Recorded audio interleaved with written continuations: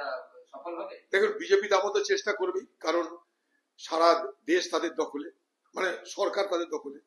তারা বলছে 3বারের মোদী সরকার, আমরা তা বলি না। এবারের মোদী সরকার তো মোদী সরকার নয়, এটা কোয়ালিশন সরকার। যাক, তামিলনাড়ু তাদের হাতের বাইরে, বাংলা তাদের হাতের বাইরে, তাই তারা 2 রাজ্যের নির্বাচনে তারা তো চেষ্টা করবেই। কিন্তু যেটা মানুষকে দেখতে হবে সেটা হচ্ছে এই চেষ্টার ফলে বাংলার কি হাল হচ্ছে।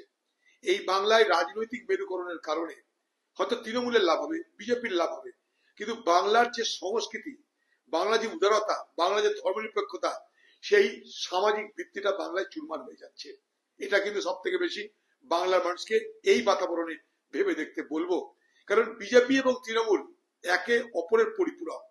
তার সুবিধা এ করে, এর সুবিধা তা করে। মাঝখান থেকে বাংলা যে ধর্মনিরপেক্ষ উদারপন্থী গণতান্ত্রিক শক্তিগুলো ছিল, কংগ্রেস, বাম, এই শক্তিগুলো দুর্বল হচ্ছে, যা বাংলার জন্য আখেরে ক্ষতিকর।